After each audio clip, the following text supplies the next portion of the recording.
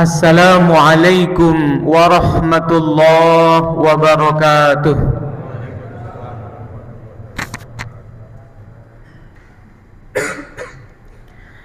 Innal hamdalillah nahmaduhu wa nasta'inuhu wa nastaghfiruh ونعوذ بالله من شرور أنفسنا ومن سيئات أعمالنا من يهده الله فلا مضل له ومن يضلل فلا هادي له أشهد أن لا إله إلا الله وأشهد أن محمدا رسول الله اللهم صل على سيدنا محمد وعلى آله وصحبه وسلم فيا إخواني رحمكم الله أوصيكم وإياي بتقوى الله فقد فاز المتقون أما بعد جماعة رحمكم الله Alhamdulillahi Rabbil Alamin. Rasa syukur kita ucapkan kepada Allah Subhanahu wa Ta'ala.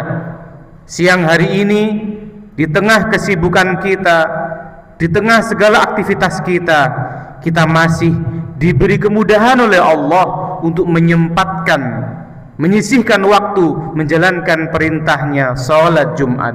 Semoga Allah Subhanahu wa Ta'ala menerima dan meridhoi salat Jumat kita, sehingga bisa menjadi bekal kita semakin bertakwa kepada Allah, semakin mau dan mampu menjalankan semua perintahnya, dan semakin mau dan mampu menjauhi semua yang dilarang oleh Allah Subhanahu wa Ta'ala. Jamaah rahimakumullah, sebagai orang Islam seharusnya segala sesuatu dalam hidup kita mengikuti dan menggunakan kriteria Islam. Bekerja apa menurut Islam, dan salah satu yang kita bahas pada hari ini, berkeluarga juga seharusnya menurut Islam. Kalau kita perhatikan kehidupan sekitar kita, orang berkeluarga seringkali yang difikirkan bagaimana uangnya bertambah banyak. Orang berkeluarga bagaimana rumahnya bertambah bagus. Orang berkeluarga bagaimana agar anak-anaknya berkarir yang bagus. Orang berkeluarga bagaimana anggota keluarganya terus punya karir yang hebat.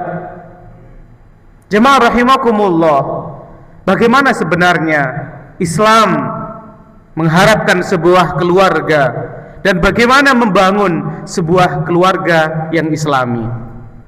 Jemaah rahimakumullah, membangun keluarga tidak bisa dilakukan hanya ketika setelah berkeluarga. Sebaiknya dan seharusnya berkeluarga atau terbentuknya keluarga yang islami dilakukan jauh sebelum berkeluarga. Rasulullah sallallahu alaihi wasallam pernah menyampaikan, mengingatkan kepada kita. Kata Nabi, qala Rasulullah sallallahu alaihi wasallam, tunkahul mar'atu li arba'in, limaliha wa li hasabiha wa li jamaliha wa li diniha fadhfar bidzatid din taribat yadak. Kata Nabi, umumnya dalam kehidupan orang, perempuan dinikahi itu ada 4 alasan utama. Yang pertama, ada perempuan dinikahi karena berasal dari keluarga yang kaya. Banyak orang yang berencana kepingin memilih seseorang untuk dinikahi atau dinikahkan jika perempuan itu dari keluarga yang berkecukupan. Lazim, ada dan boleh. Yang kedua, ada lihasabiha. Hasab itu sama dengan nasab, keturunan. Orang tuanya orang-orang pandai, orang tuanya mungkin terkenal, orang tuanya tokoh-tokoh hebat. Ada orang yang menikah dengan memilih dan memilah calon perempuan dengan cara lihat orang tuanya. Boleh, kata Nabi, boleh saja. Dan yang ketiga, ada li jamaliha. Tentu sebagian besar orang menikah karena parasnya, karena rupa wajahnya. Itu boleh-boleh saja. Yang keempat, dinikahi perempuan karena agamanya. Di antara empat itu, lalu kata Nabi bagaimana? Fadfar bidadiddin, pilihlah yang kuat kaitan agamanya. Maka taribat yadaka, maka tanganmu akan bersih dari debu, atau dengan bahasa lain, engkau akan beruntung. Kita melihat dalam kehidupan sehari-hari betapa banyak orang yang memilih karena kaya, harapannya agar dia tidak terlalu bekerja keras karena pasangannya sudah kaya, tapi dia malah dituntut bekerja keras sebagaimana mereka mendapatkan kekayaan. Pernah orang memilih menikah yang nasabnya bagus, tapi kalau dia sendiri nasabnya tidak bagus, dia akan selalu dikucilkan, dia akan selalu dibandingkan. Selalu saja ada masalah kalau dikaitkan dengan harta atau dengan nasab. Yang ketiga mungkin dengan kecantikan, dengan rupanya. Maka bisa saja dalam perjalanan waktu akan kehilangan itu yang namanya rupa, wajah, kecantikan. Maka kata Rasulullah, pilihlah agamanya. Apa yang dimaksud dengan pilihlah agamanya? Apanya kita memilih itu? Coba perhatikan. Kalau kita mau menikahkan keluarga kita, atau bagi yang belum menikah, apa yang kita lihat? Banyak orang sekarang melihat dari postingan-postingan di media sosialnya. Silahkan, boleh, tidak salah. Tapi pesan Nabi, perhatikan agamanya. Lalu ketika melihat agama, apanya dari agama itu? Kita pernah mendengar hadis Nabi yang lainnya. Qala Rasulullah sallallahu alaihi wasallam, as-salatu imaduddin, faman aqamaha faqad aqamad-din. Jadi kata Nabi, agama itu, salat adalah tiang agama. Siapa yang mengerjakan salat, dia sedang menegakkan agama, dan siapa yang meninggalkan, dia sedang merobohkan agama. Kata kuncinya adalah apakah orang yang kita nikahi sholat, menjalankan perintah Allah. Kenapa itu penting? Sholat kalau kita jalankan, tidak ada hadiah yang langsung kelihatan, tidak ada langsung imbas yang langsung tampak. Kalau orang itu masih mau menjalankan perintah Allah, sesuatu yang abstrak, sesuatu yang gak kelihatan langsung hasilnya, maka sebenarnya orang ini suatu hari nanti akan bisa tangguh dan kuat menghadapi banyak persoalan. Maka dimulai dari memilihnya. Sudahkah kita dulu ketika memilih berpandangan dan melihat dari aspek sholatnya, dari aspek agamanya? Bagaimana jika sudah terlanjur? Bagaimana jika sudah menikah, terlewat dulu kita tidak begitu? Mungkin kita lepas tidak melihat aspek ini. Jemaah rahimakumullah, untuk apa kita menikah? Allah Subhanahu wa taala berfirman, A'udzu billahi minasy syaithanir rajim. Bismillahirrahmanirrahim. Wa min ayatihi an khalaqa lakum min anfusikum azwajan litaskunu ilaiha wa ja'ala bainakum mawaddatan wa rahmah. Inna fi dzalika laayatin liqaumin yatafakkarun. Jika kita sudah menikah, pertanyaannya sekarang, apa target kita sehari-hari bersama dengan keluarga? Apa target saat kita menjalani bergaul dengan keluarga kita? Kalau kata ayat ini, Allah, laki-laki diminta menikah litaskunu ilaiha, agar dia merasa tenang, agar dia merasa tentram, agar merasa ayem dengan pasangannya. Pertanyaannya, sudahkah kita ketika pulang bertambah nyaman? Sudahkah kita ketika pulang bertambah ayem? Karena tujuannya bukan untuk dilayani, bukan untuk mendapatkan, tapi untuk mendapatkan ketenangan. Bersyukurlah, beruntunglah jika kita hari ini ketika pulang rasanya senang, ketika berada di rumah rasanya nyaman. Berarti kita memang sesuai dengan tujuannya. Yang berikutnya, wa ja'ala bainakum mawaddatan wa rahmah, dan Allah menjadikan untuk kalian kasih sayang, rasa cinta dan kasih sayang. Jemaah rahimakumullah, sering kita mendengar dalam keluarga orang saling menuntut kepada pasangannya, kamu harus mengasihi saya, kamu harus mencintai saya, kamu harus memperhatikan saya. Di ayat ini, jemaah rahimakumullah, rasa cinta, rasa kasih sayang tidak tiba-tiba turun otomatis begitu orang menikah. Kata Allah, wa ja'ala bainakum. Di dalam bahasa Arab, para ulama mengatakan kalimat ja'ala menjadikan itu bermakna aktivitas di mana manusia turut andil di dalamnya.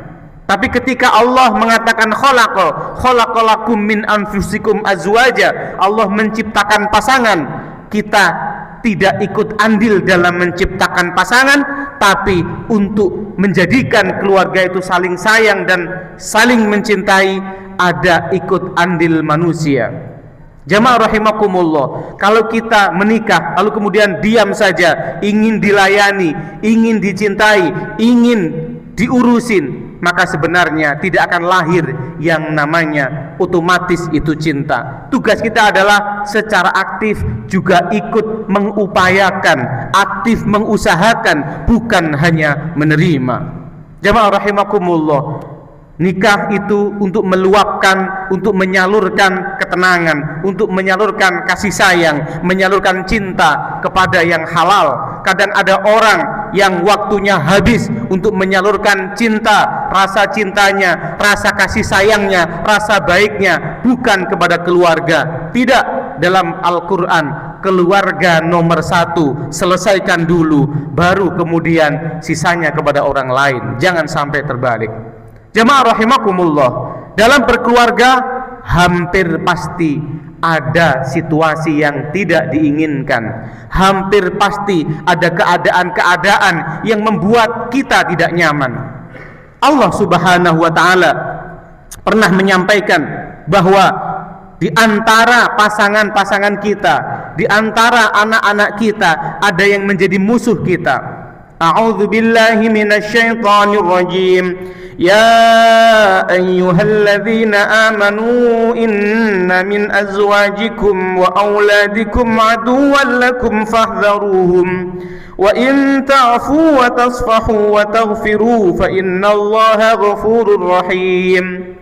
Ada orang yang selalu berpikir, saya kepingin keluarga saya harus selalu tenang, saya ingin anak dan istri saya harus manut. Tidak, Allah sudah memberikan ayat bahwa ada kemungkinan besar suatu hari nanti anak dan istri kita menjadi musuh. Apa menjadi musuh itu? Kata Allah, menurut ahli tafsir, menjadi musuh adalah ketika anak kita, ketika pasangan kita mulai mengarahkan kita untuk melanggar perintah Allah, mulai menyuruh dan menggoda kita untuk melanggar perintah Allah. Banyak keluarga yang rusak, banyak suami yang rusak karena permintaan-permintaan anaknya membuat dia terjerumus untuk melanggar aturan negara, melanggar aturan bangsa, melanggar aturan agama. Disitulah dia menjadi musuh. Tapi asalkan mereka tidak sampai ke sana, dia tetap layak menjadi keluarga kita.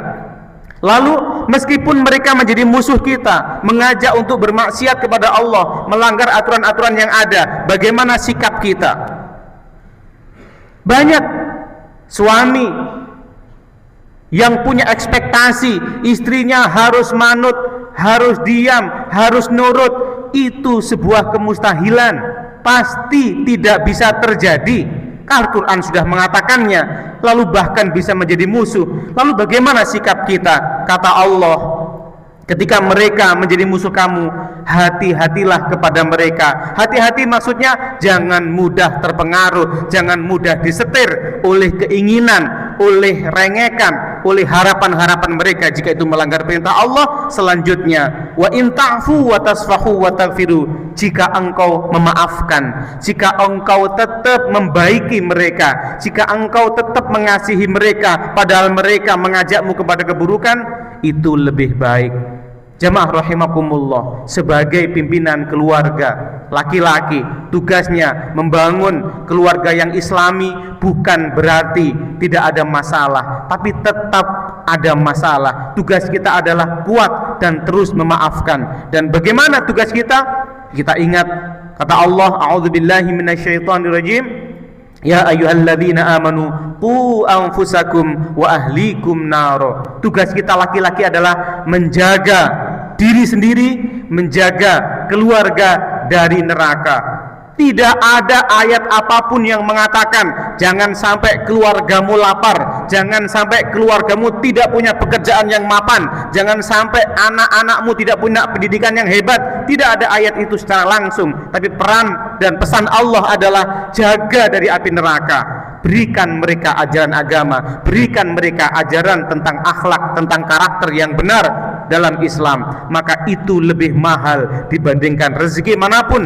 Mereka yang menjalankan perintah Allah, punya karakter-karakter Islami, dia akan bisa mendapatkan rezeki kapanpun, dimanapun, dengan cara apapun, asalkan berada dalam jalur yang diharapkan oleh Allah. Barakallahu li wa lakum bil Qur'anil azim, wa nafa'na wa iyyakum bima fihi minal ayati wa dzikril hakim. Wastaghfiruh innahu huwal ghafurur rahim.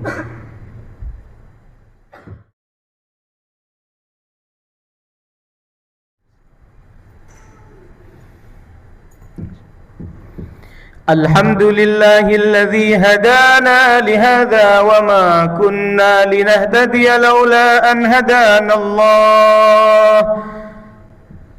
Ashhadu an la ilaha illallah wa ashhadu anna Muhammadar Rasulullah. Allahumma salli ala sayyidina Muhammad wa ala alihi wa sahbihi wa sallim. Faya ikhwani rahimakumullah, usikum wa iyaya bitaqwallah, faqad fazal muttaqun. Jamaah rahimakumullah, kita harus bertakwa, termasuk juga mengajak keluarga kita untuk terus bertakwa kepada Allah Subhanahu wa taala. Hidup kita bukan hari ini, tapi akan ada ribuan tahun yang tidak akan pernah habis. Ketika kita di alam barzakh, ketika kita berada di alam akhirat, kita akan bisa bertemu dengan keluarga kita, dengan anak-anak kita, asalkan mereka juga adalah orang-orang yang sama-sama beriman dengan kita. Kita ingat Nabi Ibrahim alaihi salam. A'udzubillahi minasyaitonirrajim. Wa idz ibtala Ibrahim rabbuhu bikalimatin fa'atammahun qala inni ja'iluka lin-nasi imama qala wa min dzurriyyati qala la yanalu ahdiz zalimin. Coba kita meniru Nabi Ibrahim. Di ayat ini Nabi Ibrahim diceritakan oleh Allah ketika Nabi Ibrahim menjalankan semua ujian-ujian dari Allah. Lalu kemudian Nabi Ibrahim dijanjikan keturunan-keturunannya menjadi imam, menjadi pimpinan-pimpinan orang-orang besar. Nabi Ibrahim ketika menjalankan segala perintah Allah, maka dia dijanjikan anak-anaknya untuk menjadi pimpinan orang-orang Islam. Nabi Ibrahim berdoa semoga anak-anaknya juga begitu. Kata Allah, iya, kecuali mereka-mereka yang zalim. Jamaah rahimakumullah, ketika kita menjadi ayah, menjadi suami, lalu kita mencontohkan, kita melakukan, menjaga keluarga kita dari api neraka, dari apa yang melanggar perintah Allah, maka itu diantaranya adalah agar kita sendiri, nanti keturunan kita bisa menjaga agama ini, bisa memimpin agama ini berkelanjutan ila yaumil qiyamah. Jangan sampai ada bagian dari keluarga kita adalah orang-orang yang menyimpang dari perintah Allah Subhanahu wa taala. Siapa yang memulai? Tidak harus saling menunggu, tapi kitalah yang memulai semampu kita dan sebisa kita. Semoga jamaah rahimakumullah, kita berdoa anak kita, keluarga kita dijadikan sebagai keluarga yang terus bisa menjalankan perintah Allah yang namanya sholat utamanya, dan juga perintah-perintah yang lain. Kita dan anak-anak kita dengan beragama, dengan menjalankan perintah Allah, diberikan rezeki yang halal, diberikan rezeki yang cukup kapanpun untuk beribadah kepada Allah. أعوذ بالله من الشيطان الرجيم بسم الله الرحمن الرحيم إن الله وملائكته يصلون على النبي يا أيها الذين آمنوا صلوا عليه وسلموا تسليما اللهم صل على سيدنا محمد الفاتح لما أغلق والخاتم لما سبق ناصر الحق بالحق والهادي إلى صراطك المستقيم وعلى آله حق قدره ومقداره العظيم وارض اللهم عن الخلفاء الراشدين أبي بكر وعمر وعثمان وعلي وعن سائر أصحاب رسول الله أجمعين والحمد لله رب العالمين اللهم اغفر للمسلمين والمسلمات والمؤمنين والمؤمنات الأحياء منهم والأموات إنك سميع قريب مجيب الدعوات يا قاضي الحاجات اللهم اجعلنا وأهلنا وأولادنا من عبادك الصالحين ومن العلماء العاملين ومن أهل الصلاة وأهل القرآن وأهل الخير ربنا آتنا في الدنيا حسنة وفي الآخرة حسنة وقنا عذاب النار عباد الله إن الله يأمر بالعدل والإحسان وإيتاء ذي القربى وينهى عن الفحشاء والمنكر والبغي يعظكم لعلكم تذكرون فاذكروا الله يذكركم واسألوه من فضله يعطكم ولذكر الله أكبر